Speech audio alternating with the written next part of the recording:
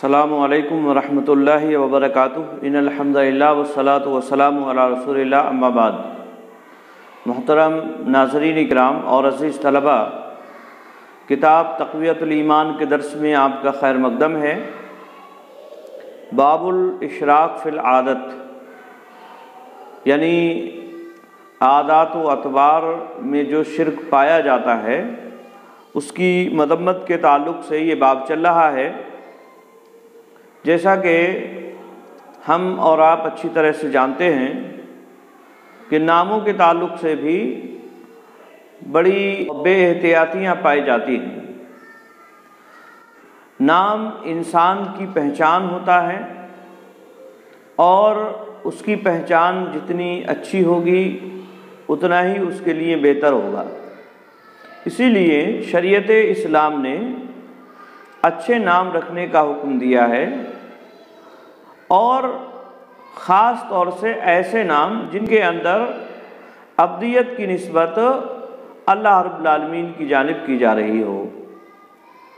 چنانچہ مؤلف رحمہ اللہ نے یہاں اس تعلق سے دو احادیث بیان فرمائی ہیں۔ پہلی حدیث مسلم شریف کے حوالے سے ہے۔ چنانچہ مؤلف کہتے ہیں اخرج مسلم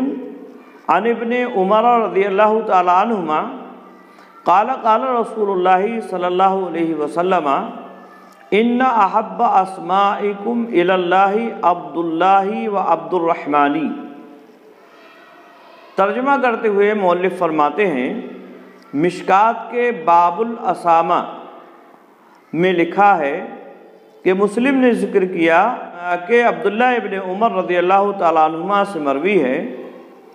وہ فرماتے ہیں کہ نبی اکرم صلی اللہ علیہ وسلم نے فرمایا تمہارے سب ناموں میں اچھا نام عبداللہ اور عبد الرحمن ہے، یعنی عبداللہ اور عبد الرحمن یہ اللہ رب العالمین کو زیادہ پسندیدہ جو نام ہیں ان میں سے ہیں۔ اور کیوں پسند ہیں؟ وہ نام کے معنی اور مفہوم سے ظاہر، کیونکہ عبداللہ کا مطلب ہے اللہ کی عبادت کرنے والا، اللہ کا بندہ، یا اسی طرح سے عبد الرحمن کا مطلب ہے رحمان کا بندہ، رحمان کا عبادت گزار۔ اور اسی معنی میں اور مفہوم میں اور اسی پسندیدہ ناموں کی لسٹ میں وہ نام بھی ہوں گے جو اللہ رب العالمین کی صفات کی طرف عبد کی نسبت کر کے رکھے گئے ہیں، جیسے عبد الرحیم ہے، عبد القدوس ہے، عبد الکریم ہے، یا اسی طرح کے اور بھی بہت سارے نام جو اللہ رب العالمین کی صفات پر رکھے جاتے ہیں، کیونکہ اس میں بندے کی طرف سے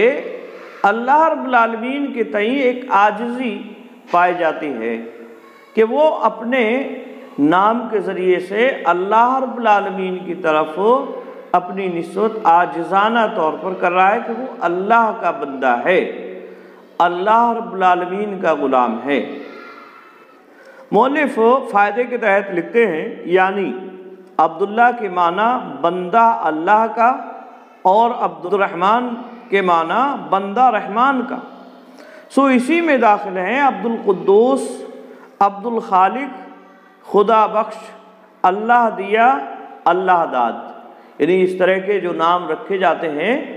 اللہ کی طرف نسبت کرتے ہوئے، خدا بخش یعنی اللہ کا بخشا ہوا، یا اسی طرح سے اللہ دیا یعنی جو اللہ رب العالمین کا دیا ہوا ہے، اللہ داد یعنی اللہ رب العالمین کا بخشا ہوا۔ تو اس طرح کے نام جو اللہ رب العالمین کی صفات یا اسی طرح سے اس کے ناموں کی طرف نسبت کر کے رکھے جاتے ہیں، یہ اللہ رب العالمین کو سب سے زیادہ محبوب اور پسند ہیں۔ لہذا ایک مسلمان کو اسی طرح کے نام رکھنا چاہیے، مگر افسوس ہمارے یہاں بہت سارے مسلمان ایسے ہیں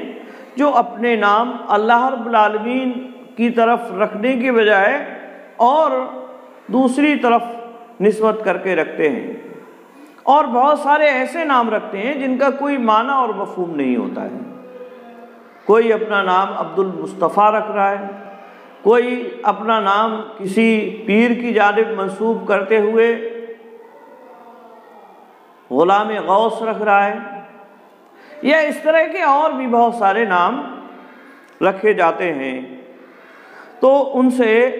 ہر مسلمان کو پرہیز کرنا چاہیے، یا ایسے نام نہیں رکھنا چاہیے جن کا معنی اور مفہوم اچھا نہ ہو، پسندیدہ نہ ہو۔ اللہ کے نبی صلی اللہ علیہ وسلم نے کئی ایسے نام صحابہ کرام رضوان اللہ تعالی علیہ مجمعین کے تھے جنہیں تبدیل کرا دیا، بدلوا دیا۔ حضرت ابو ہریرہ رضی اللہ تعالیٰ عنہ کے نام کے تعلق سے بیان کیا جاتا ہے، ان کا نام حارث تھا، آپ صلی اللہ علیہ وسلم نے عبداللہ یا عبد الرحمن ان کا نام کرایا۔ مؤلف کہتے ہیں غرض جس نام میں اللہ کی طرف نسبت نکلے، خصوصاً اللہ کے ویسے نام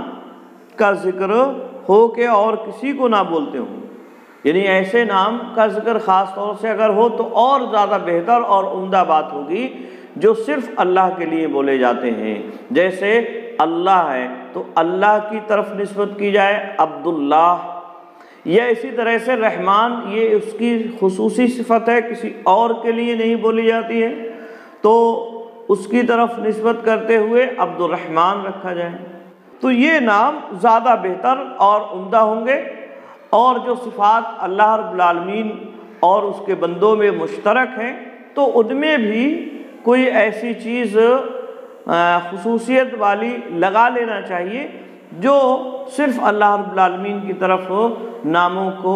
منسوب کر رہی ہو۔ جیسے رحیم ہے، اللہ رب العالمین نے رحیم بندوں کو بھی کہا ہے، اور اپنی صفت بھی اللہ رب العالمین نے بیان فرمائی ہے، تو الرحیم یعنی عبد الرحیم نام رکھا جائے، یعنی رحیم کا بندہ، اور رحیم کون ہے؟ یعنی اللہ رب العالمین۔ تو یہ جو ہے اچھے نام شمار کیے جائیں گے جن کی نسبت اللہ رب العالمین کی طرف کی جاتی ہو۔ اسی طرح سے مؤلف نے ایک اور حدیث یہاں بیان فرمائی، چنانچہ کہتے ہیں اخرج ابو داود والنسائی عن شرح بن حانی عن ابیہ انہ لما وفد الى رسول اللہ صلی اللہ علیہ وسلم مع قومہ سمعہم یکنونہ بأبی الحکم فدعاہ رسول اللہ صلی اللہ علیہ وسلم فقال ان اللہ هو الحکم وإلیہ الحکم فلما تکن ابا الحکم۔ حضرت